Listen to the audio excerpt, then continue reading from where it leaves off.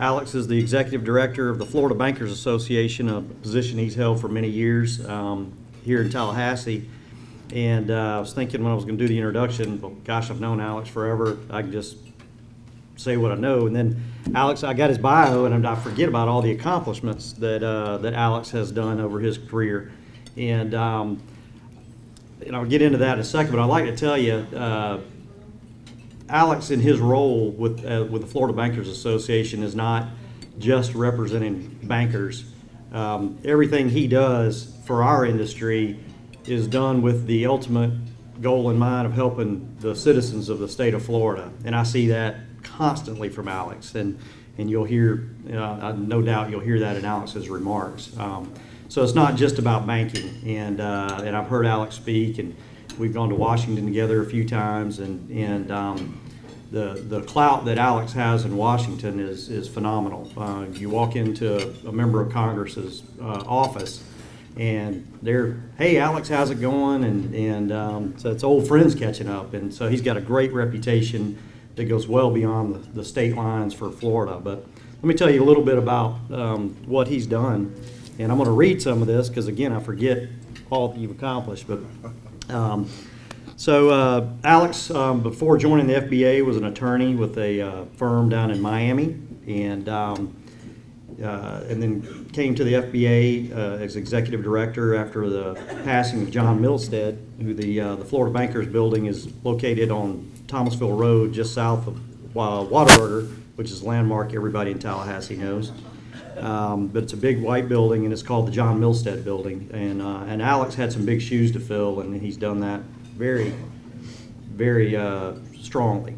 And in August of 2019, Alex was appointed to the advisory board of directors for the Ex-Im Bank, which is export-import and on a global scale. And that's a position he's held now for a few years. In early 2002, Alex was appointed by then-President George W. Bush as one of 3 presidential appointees for the Federal Retirement Thrift Investment Board. And Alex stayed on that board after being confirmed by the U.S. Senate. He stayed on that board until 2011. He was reappointed in the interim by President Obama. And so that speaks very highly of Alex's ability to get along with either side of the aisle, and also his reputation and integrity. In 2006, Governor Jeb Bush nominated Alex to the Florida Schools of Excellence Commission, which Alex served on for a year. And a couple of things about Alex. For the last 10 years plus, he's been a regular contributor on CNBC's Closing Bell, obviously a national program.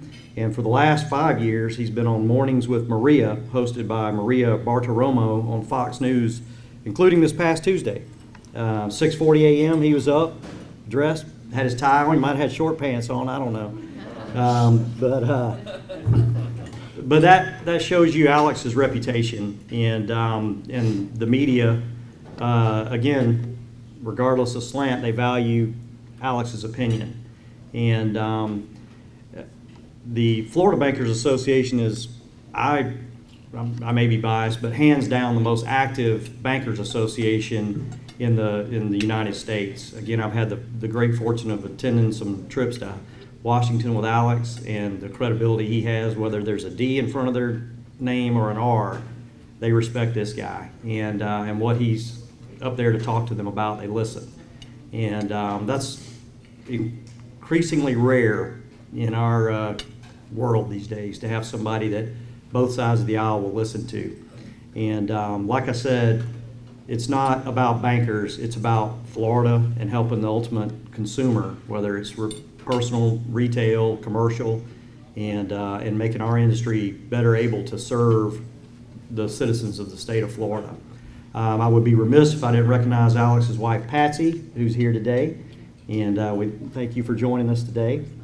And again, I could go on for quite a long time talking about Alex's accomplishments, but I'd much rather you hear him speak. He's a phenomenal speaker, and it's a great honor to introduce my friend Alex Sanchez.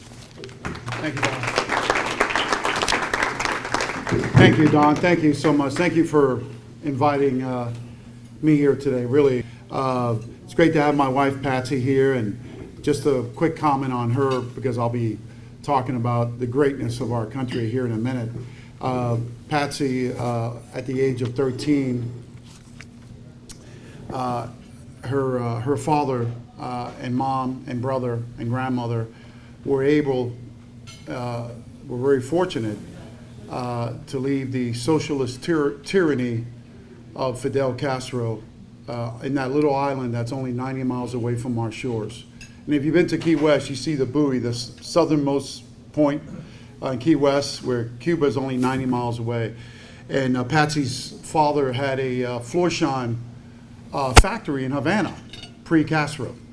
Employed a lot of people and was good to his team. And one day, the Castro goons came in and told him to give me the keys. And the factory became the government's factory. And it wasn't Florsheim anymore. It was now Castro shoes that were being produced. A couple of years later, after her father served 17 years as a political prisoner because he tried to change communism, socialism in Cuba, and he was put away for 17 years as a young man. When he got out, Patsy and her family were able to get out of Cuba, and they were rescued. Patsy was rescued at sea by one of our Coast Guard cutters because their little boat, which came from Miami to take them out during the Mario boat lift, was going down. And thank God for our soldiers, our military. Patsy and her family were rescued. And so from that perspective, I speak.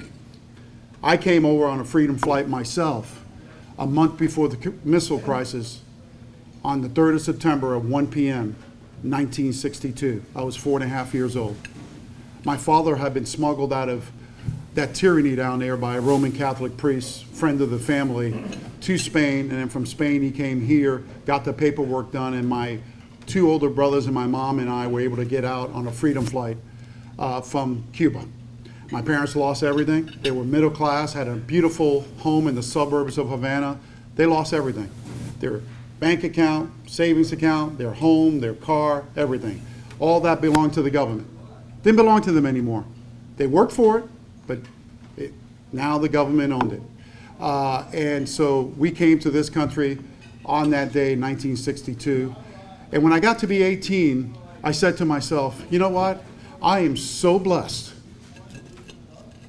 I am so blessed to live in the United States of America. Is there anything I can do to thank this country? Because I always remember one of my favorite presidents' quotes, "Don't ask." You know where I'm going with this, right? You remember that? Does anybody remember that?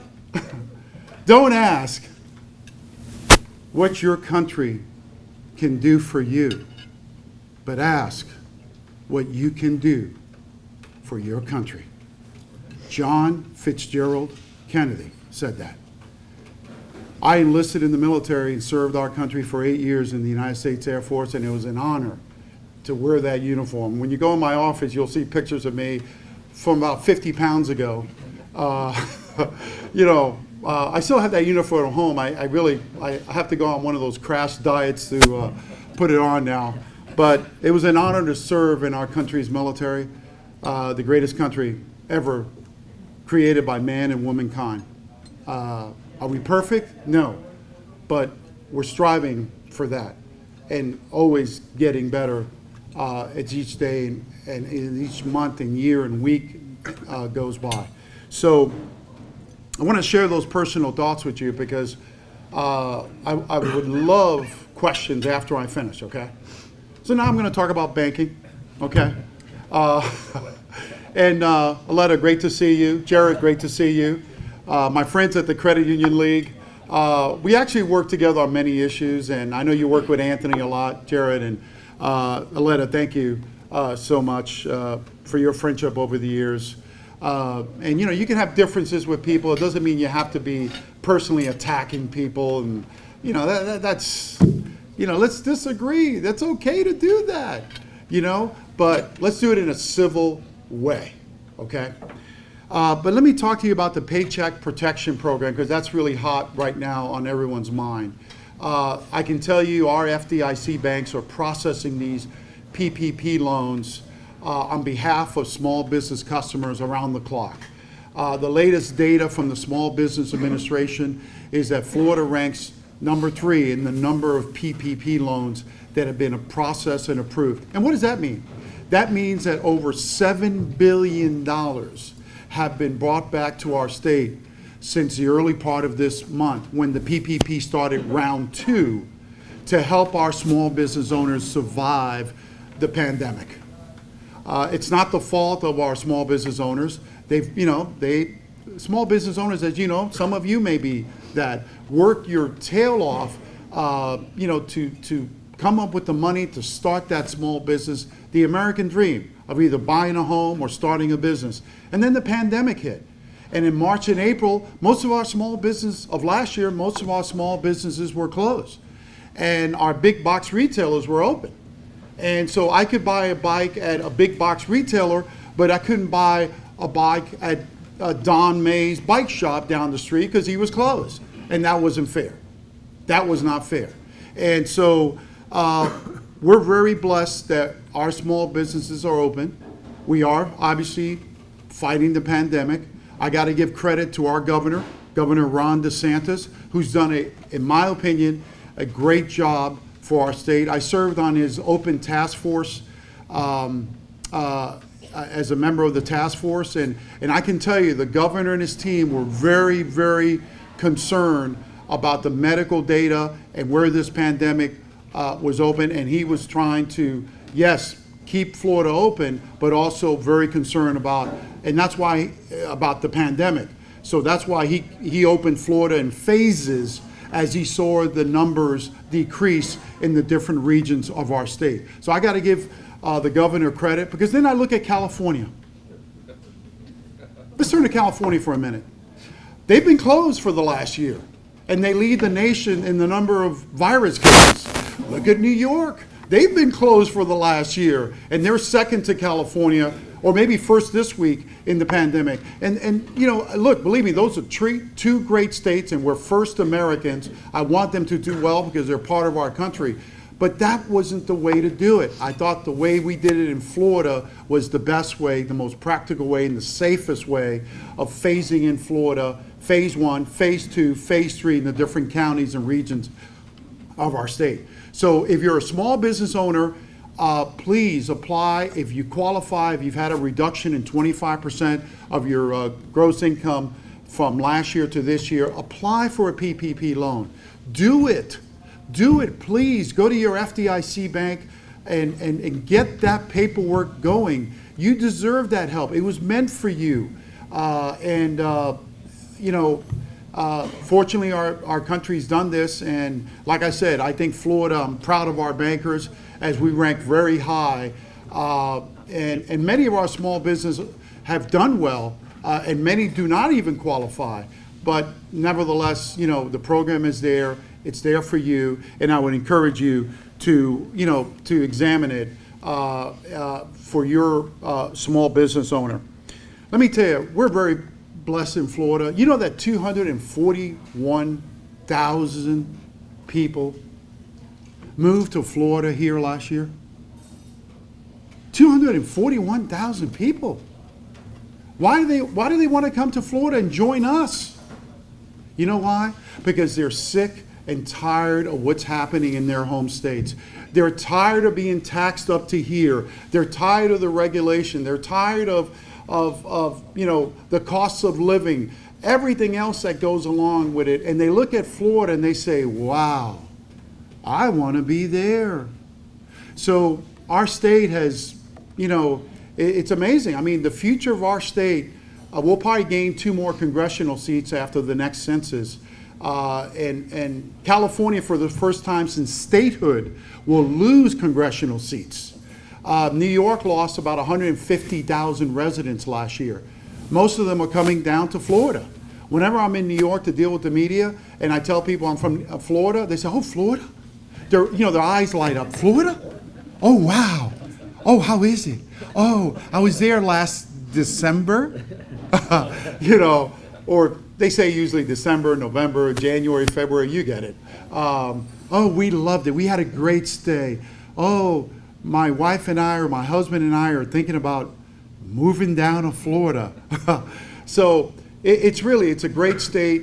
We're very blessed to live here. Our state takes care of its finances. We have a great rainy day fund that our previous governors, along with our current governor, has put money away for that very day, a rainy day. And so we're very blessed to live here. And many companies, many of the financial firms have moved down. Carl Icahn moved his offices to Miami Beach. Goldman Sachs is thinking about moving their wealth department down to Florida. Citibank has thousands upon thousands of people in the Tampa market who used to be in the Northeast. And those are just the financial firms, but they're moving down. It's not just sun, sand, and surf anymore in Florida. It's business as well. Real good jobs for our children and grandchildren so that they can stay in Florida and the next generation can live here like we have. So I tell you, the future is very bright for our state, and I'm encouraged by the steps we've been taking.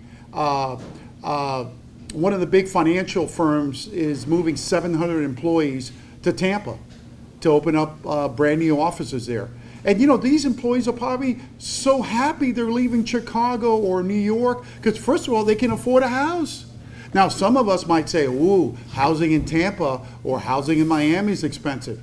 True. But for them, oh my God, it's super cheap because where they're coming from.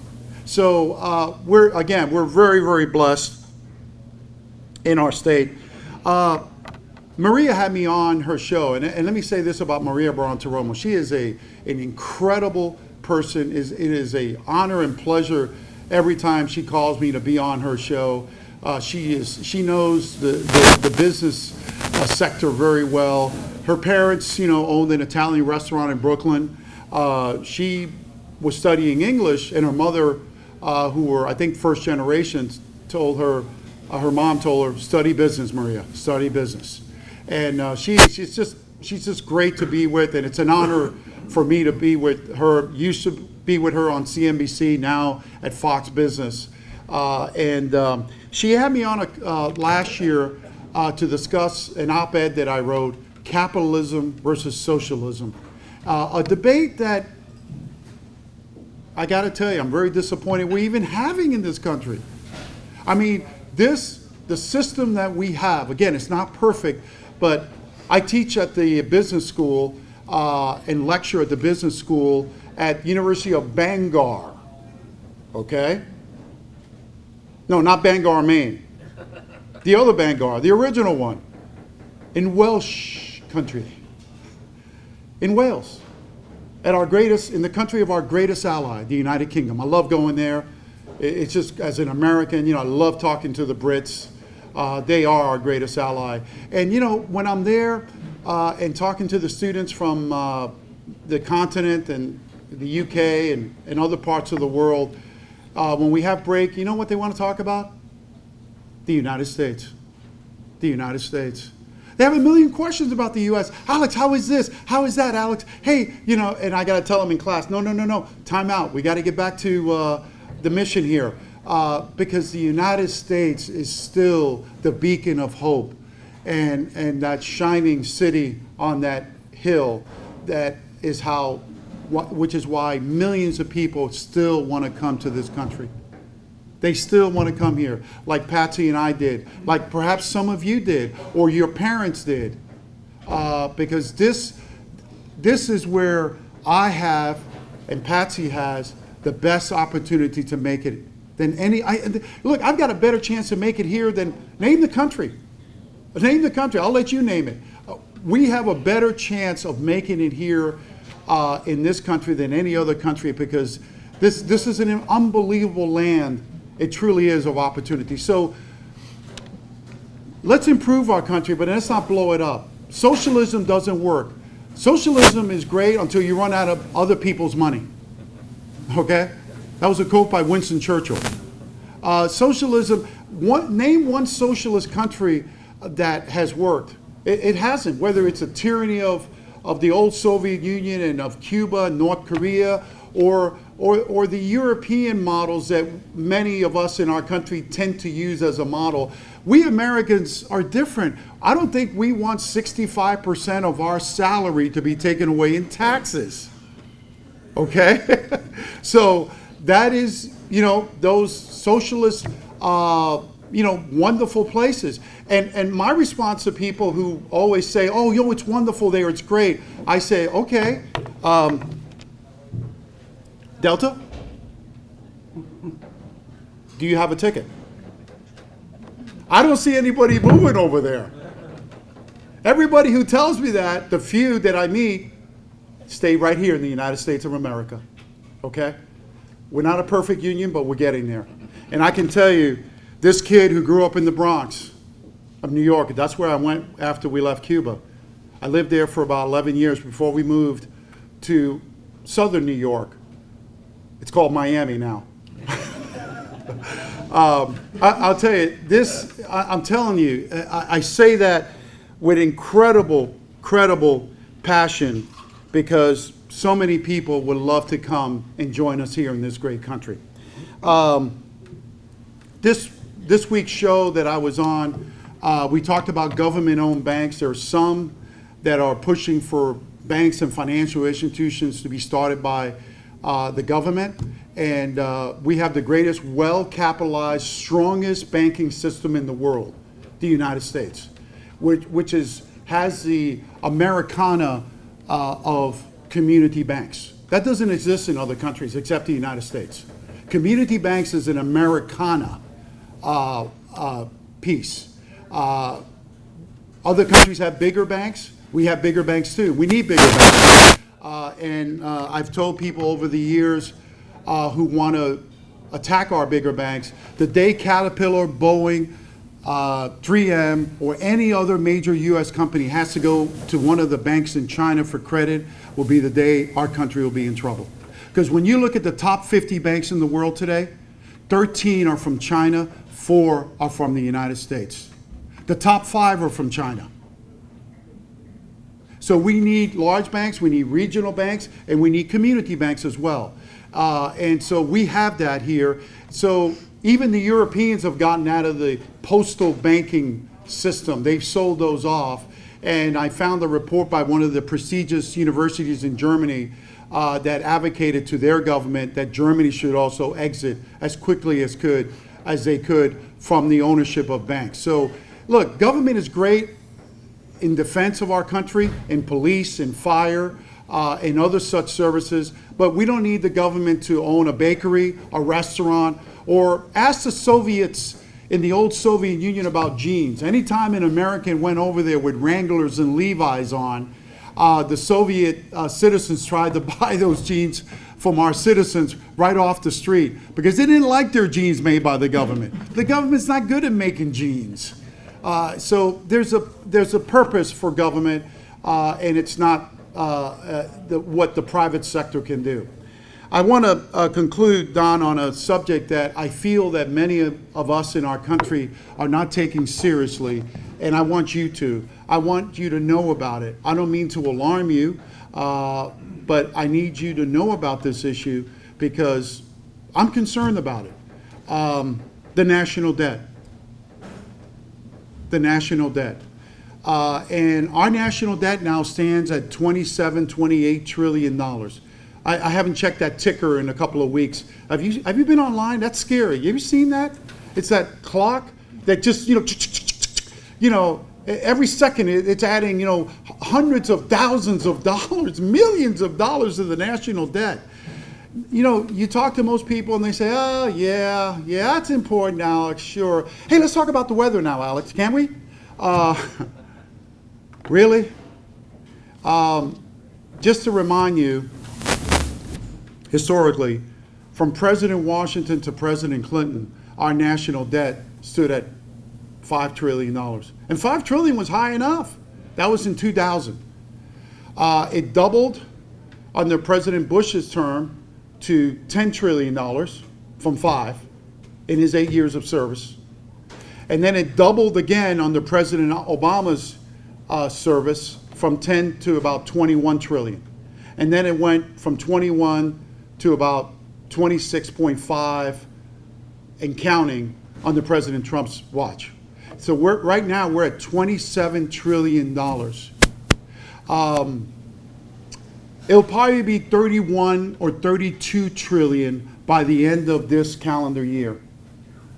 Now, can you imagine if I go to a supermarket and you see me, hey Alex, hey, nice to see you, hey, how are you? And you see me with 10 carts and I'm putting them all to pay and you're right behind me. You say, Alex, you having a party? So no, I'm just doing my grocery weekly shopping here. And when I get time to pay, they say, Mr. Sanchez, welcome. Put it on your tab, sir? Yes, please. What's my tab now? Well, Mr. Sanchez, you owe $968,429.10.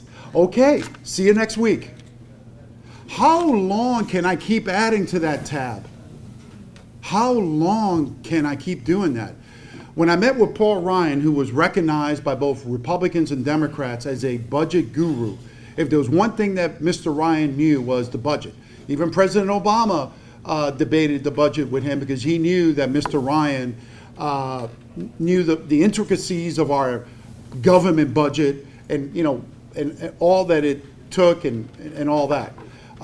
He told me that 30 years, when he told me this is about 7 years ago, 30 years in the past, we were debating 70% of our national budget each and every year. Hey, where do we put the money? Do we put it there? Do we put it over there? Or do we put it over here?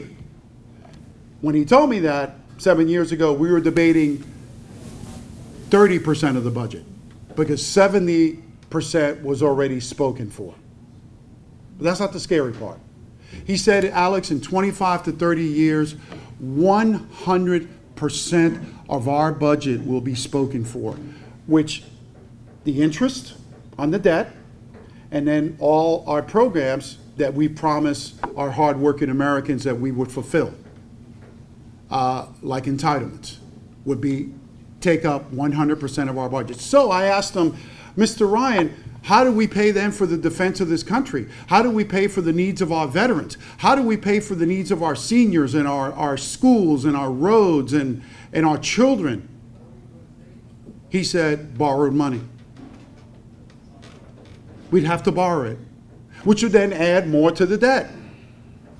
So my question to you and question I keep raising is, we've got to start caring about this. And I thought President Obama got it right in 2011 when he named the Simpson-Bowles Commission of 18 great minds of Americans on both sides of the political aisle to look at how to reduce the debt. And the debt, you know what it was back in 2011? Was $13 trillion. That seems like a drop in the bucket, right, Jared? I mean, compared to the 27 we have today. The commission voted to cut our national debt by $4 trillion, put a $4 trillion down payment on the credit cards over a 10-year period to reduce it to $9 trillion, then reduce spending. Unfortunately, the commission itself, because of politics, couldn't pass its own resolution and recommendations, and the whole thing just failed. And it was a shame. But that's what we have to do as a nation. And if we don't, maybe we'll be okay. Maybe you and I will be okay. But, sir, you introduced your granddaughter there, and my question is, how about her children and her children's children? How about my children, our children? That is the question. What kind of country are we going to leave them? Because we are the greatest, strongest, economically and military country that exists on this planet. And we are a free democracy, and others look towards us. So those are my thoughts. I wanted to share those with you. Again, I want to thank you for inviting me, Don. Rocky, thank you so much, sir. I would love to take questions from each and every one of you, if you, as time permits. And again, it's been my pleasure to be here with you. Thank you very much. Stay up there. We don't have a cordless mic, so I'm not going to walk far and fall down. Oh, yeah, we do have one back there. Okay. Now what? So we have some prepared questions, Alex, that we'll go over. And one thing I forgot to mention in my comments is when the pandemic hit full force basically a year ago, Alex and the folks at the FBA immediately started lining up conference calls with members of Congress all over the United States. And again, both sides of the aisle. And that's continued. One reason we're having this meeting today instead of yesterday or Wednesday is Alex has been having Zoom calls with members of Congress. Normally this time of year, he's on a trip in Washington with a bunch of bankers, and I've been fortunate to sit on a lot of those calls, and it's been very enlightening. And there's a lot of good folks in Washington, despite what the perception is. But so that's been going on now for a year. And thank you for lining that up so members of Congress all over can hear our voice. So let's see, you put my glasses back on. That helps. Alex, first question. Yes. Interest rates are currently low. What role do you see them playing in the recovery, and when do you expect to see them begin to rise? You know, good question. If you've been following the 10-year treasuries, they're down today, but God, they've gone up. 1.496 10-year treasuries. I mean, I remember it was 0.70 just 5 months ago. So it's gone up, but we're a long way off from 3.0 or 4.0. I don't think they're going to go up anytime soon. I think, like Europe, like Japan, we're in a low interest environment for quite a while. So I just don't see that going up. Which is, look, it makes the availability of capital for my friends at the credit union and us and other lenders, more accessibly available to Americans. So, but I don't think they're going to go up anytime soon. Is there a question back here? Yes, Alex. Yes. Thanks for being here today. You got it. So I've got two questions. Number one is, what do you think the chances are for the New York Stock Exchange realistically ever moving to Florida? And number two, I knew that you are from Miami, as I am. And can you tell us a little bit about international banking? Because that's really a bright spot down in South Florida. Sure. Thanks, Bernie. Yeah, great to see you, Barney. And, what people are finding out in this, and this has been the case now for the last decade plus, with one button, you can move capital. Boom!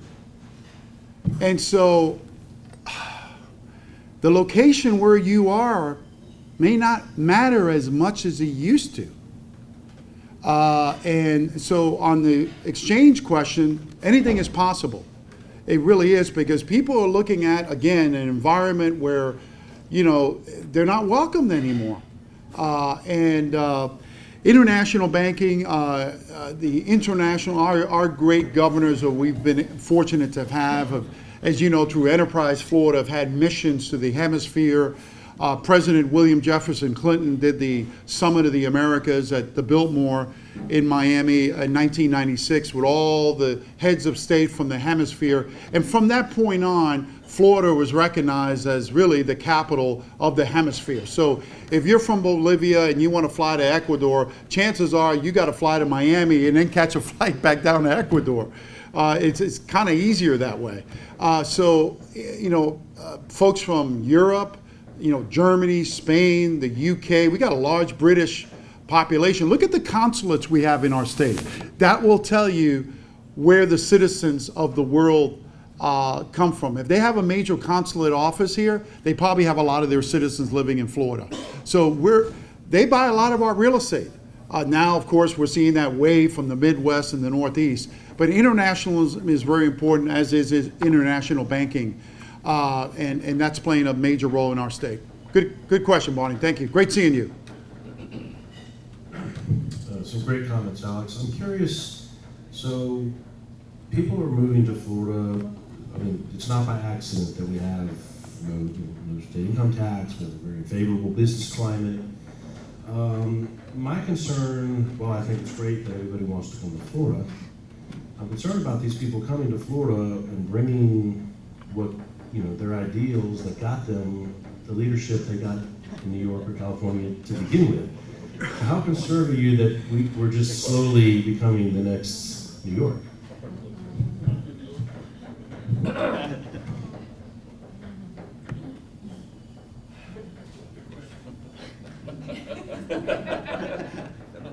Next question. You know, I hear you.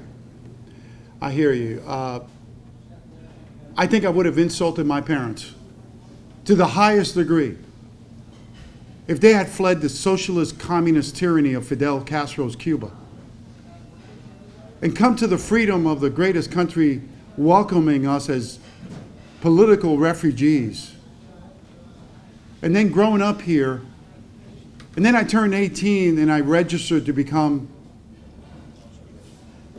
a communist. My parents would have had a fit. I wouldn't do that anyway, but I would never have done that to hurt them like that, because they would say, Alex, why did we come here for? So, look, it's a free country. Hopefully when they get here and they drink our water and taste our sunshine and our hospitality, and they'll see what a great state Florida is without all the baggage that they had in their home state. They will do the right thing, whatever that is, in the minds of each and every one of you in this room. But I hear you. Alex, I read an article this morning that talked about bankruptcies. Is that good? No, Further away? Yeah, that's good. You gotta listen to Justin. I read an article about bankruptcies being up nationally. I'd like to know what your thought is on the trend for Florida, and more importantly, for here locally. So about bankruptcies, Yes. there's an increase in bankruptcies. Certainly, yes.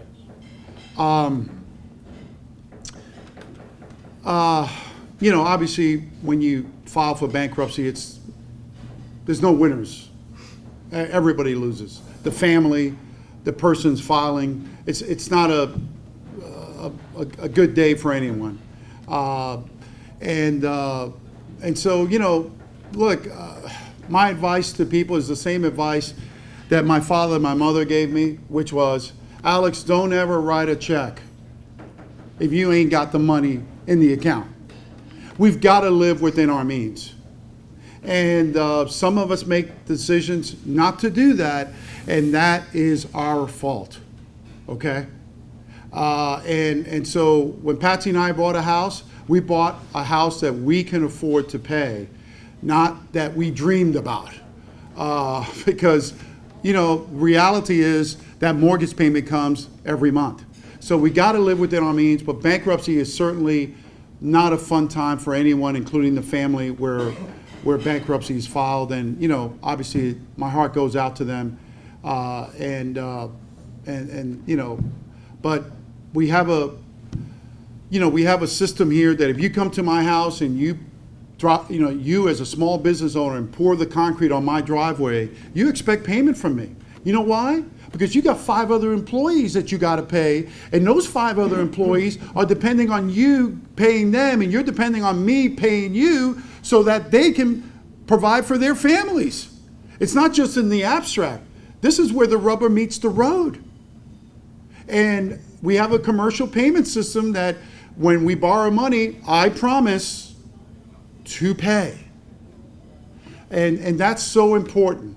And so I really, really admire those when they do file bankruptcy, that they do it to reorganize, not just clean the slate. I admire those people, you know that? And many of those people have come back to be stronger than ever, because they had the guts and the will and the strength to say, I did it, I'm taking this on, it's mea culpa, and I'm going to recover from this. I applaud those people. Obviously, that's not always the case. Good question, sir. Patrick? Alice, thank you for being here today. With regard to the FICO scores, Yes. there's a lot of deferment of mortgage payments. I think it might be a simple answer to the question of, has there been any reports of negative payments when when some homeowners have deferred their mortgage payments? Has there been any incidents of that? I can take, great question, Patrick. When the pandemic began, I told the press this, as I did during the Great Recession. Not as much, obviously, now as then, back in 08, 09, and 10. But our bankers, for business owners and homeowners, when the pandemic began last year, said, call me, come see me, we work your loan out. I know our friends at the credit unions did that as well. Because you know what? It's in our best interest to see our customers get through this. We want to see them get through this. And so I urge customers, please don't avoid the calls. Please don't avoid the letters. Call your institution and tell them I have a problem. They'll work with you. I said that in 08, 09. And you know, for those who did it, really things worked out and we recovered, and property values, as you know, have recovered. I've told Patrick as I travel around the state, I think our developers and our builders have been much smarter this time around. Everybody, all the players have been much smarter this time around. We don't have a great abundance of housing in our state. Now you might say, well, Alex, is that good? Here's why it's good. Because we build it and they shall come doesn't work. You've got to have a buyer. And Florida, other than Winter Garden outside of Orlando, which is having massive building along the toll road of 429, if you ever get on that, or some on the veterans leaving Tampa heading north back to Tally, which is my favorite route to go, by the way, back home to Tally, or in Pasco County, Starkey Farms and that development area in western Pasco, where, you know, strawberry fields forever are gone. I mean, now they're building homes there and they've torn down the agricultural fields that existed before. Other than that, really, we're really being very cautious in how we build, and which is good.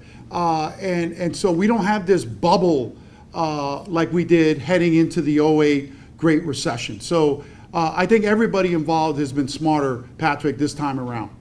And one of the things that the FBA has advocated very strongly for since the pandemic hit was to make sure when we're examined as banks that the regulators don't come in and criticize us for helping customers out. Right. And say, oh, wait a second, you need to recategorize this loan as a troubled loan because you gave this person, this borrower, 3 months interest only or 6 months, depending on what their industry is. Because let's face it, some of the industries still are on their knees. Right. And like Alex said, to be able to help them, we had to know we weren't going to get tattooed 12 months from now when there's a bank exam. Generally 13 or 15 of the nicest people from the government show up and stay with you for 3 weeks. And but they're doing all that remotely, which has changed the complexity of the... And Don, thanks for saying that. And I see Jared shaking his head because he knows it applies to our friends at the Credit Union League as well, in their membership. You know, people don't understand banking, and banking is very simple. Banks lend a percentage of all our savings accounts to Rocky. And then Rocky has to pay that back because you and I may go to the bank tomorrow or the credit union and say, hey, can I make a withdrawal of $500? That's the way it works. It's a leveraging. It's very simple. You know, our liquidity mainly comes from the savings accounts that you and I have at financial institutions. And then we lend a percentage, not 100%, a percentage of that in our loans. And so our regulators have the federal banking regulators and the state as well, have a lot of power because they can come into a financial institution and say, hey, why is this account in arrears by 7 months? We got to explain that. Well, it's because that's my brother, sir, and I felt like I needed to give him a break. I don't care if it's your brother, cousin, sister, or mother. Collect on that, okay? You got my message? And when Tiny comes in, Tiny used to be an offensive lineman for the University of Texas. He's 6'8", 300 pounds. Now he's a banking examiner. And when Tiny comes in to Don says, aye, sir, to Tiny. Because he's the bank examiner and he looks over his lending files and he says, I want this done and I want it now. That's the way the regulatory system works. You know, but most Americans don't understand that. They say, oh yeah, why can't I be late? Oh, I want to be 6 months late. My bank can afford it. We're not allowed by our regulators to allow that to happen. But we can do forbearance and do examples, like Don said, to help our customers get through this pandemic. Another question, yes. Hey, Bonnie. Yep, two more questions. No, you got it. Oh, Love yeah. it, love it, love it. First off, is China still the biggest buyer of our debt? And is there at some point where China may say, we're not going to buy your debt anymore, and then what happens in that case? Second question is, for as large as Florida is, with regard to state and country, how come we don't have any major banking companies that are headquartered in Florida? Yeah, the second question is I can tell you historically, our banks, when Governor Graham signed the regional compact back in 1979 to allow all 13 southeastern states to kind of go into each other, we had a backward banking system. You had to have a different bank in every county of operation. So if I was in Leon, I wanted to be in Jefferson, I had to create a whole new bank. And you might say, well, wait a minute, Alex, today it's just a branch you have in Monticello, right? Yes, today, but back then it wasn't. And the folks from other states, you know, they were used to the branch banking system. Point one. Point two, and last point on that question, Bonnie, is this. Back in 1979, our bankers, they had their hands full in Florida without, you know, criticizing any other state to our north here. They had no interest going to any other 12 other southeastern states. But those 12 southeastern states, guess what they wanted to do? They wanted to come to Florida because this is where the people were. If you're selling shoes, hair products, or financial products, Florida's the place you want to be. Why? Because you've got a lot of people here. And you got better odds of pinning the tail on the donkey in a state like Florida in whatever you're selling. So that was the case then, it's the case now. China, as far as China is concerned, that's a complicated question. Some argue that if we go down the cliff, we're taking them with us. So, but they're not the only country. The UK, Japan, Germany, our allies, our friends also buy our securities. But I don't want to, again, we got to, look, I can't stand here and tell you, I can't stand before you and tell you that, hey, Alex, what's your credit card debt? Well, I owe $7 million. I got to get my financial house in order. Imagine if I said that. So as a country, we need to, we're not going to eliminate the whole national debt. But like I said, by the end of this year, it's going to be $32 trillion. Everything you're hearing about in Washington, that's all borrowed money. We don't have that. You know, you hear about $1 trillion this and $1 trillion that. You might say, yeah, that's great, ha. And I know I know there's a need, trust me, I know. But I'm not commenting on the merits of it. I'm just telling you that is borrowed money. We don't have that. Love your questions. Love your questions. One last question. Thank you. Over the past 4 years, a lot of the manufacturing growth has come from the oil and gas industry and gun manufacturing. There's been some disruption in that recently. And that's also a lot of the health of our nation, manufacturing. Can you comment on where you think that's going to be headed? Great question. You know, I remember being with Chairman Greenspan up in Washington, and I remember, Don, it was a trip we had to Washington. Our beloved George Harris, remember George? Put a little orangey on the chairman's lapel because we saw him walking across the street. This is back in the chairman's here. He's 2 meters away, 2 meters, 2 meters. You know, now we have all this security for the chairman of the Fed. But back then he was, and we just talked to him. And George was one of our beloved bankers. You know, the name was unique for his bank, Citrus and Chemical Bank in Polk County. And he was such a just a great human being. He really, really was. But Mr. Greenspan at the time said, look, America will have the service jobs, and the manufacturing will be done elsewhere. We'll have the tech jobs and the service jobs here. Okay? We'll be great. Sorry, sir. Sorry, sir. I want manufacturing in America. I know everything can't be done here, and that's, serving on the XM board is an incredible honor. And it's very important to our state, by the way. Many, many small businesses in Florida use the XM Bank for financing to export products from our great state to the hemisphere and to the world. So I'm very involved in this issue. I want manufacturing done in the United States as much as we can, as much as we can. And I'm glad that we have had a movement to bring back some of that manufacturing back to the United States. We need to bring back our pharmaceutical companies. We've learned during this crisis that 90% of our pharmaceuticals were coming from two countries primarily in Asia. Again, nothing wrong with those countries. I'm just saying, do we want that dependence at 90%? My answer is no, we do not. So those are good paying jobs to manufacture in our state. But I realize this is a global economy. You can't manufacture everything here. But I think we need to encourage as much as possible. And then your second point was manufacturing, and then there was something else. I'm sorry. There was manufacturing and... I asked you to comment on where you thought it was heading if, as a growth industry in the past 4 years. Oh, and then oil, energy. Look, I don't know about you, but I've always treated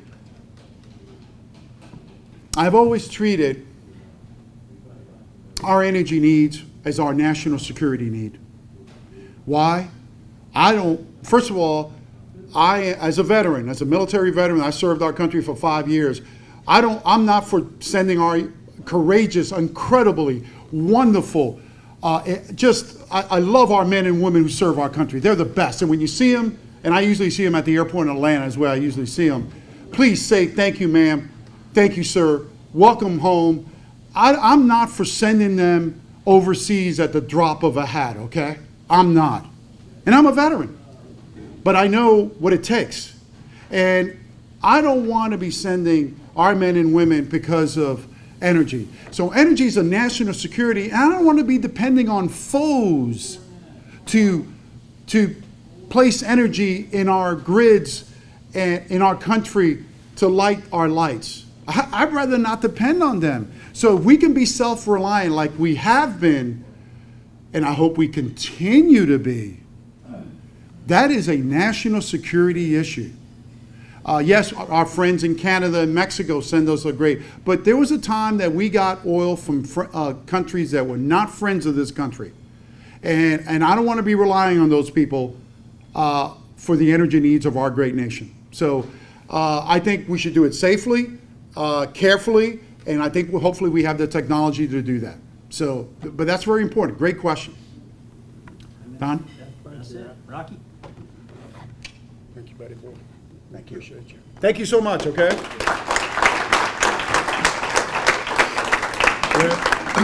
Now,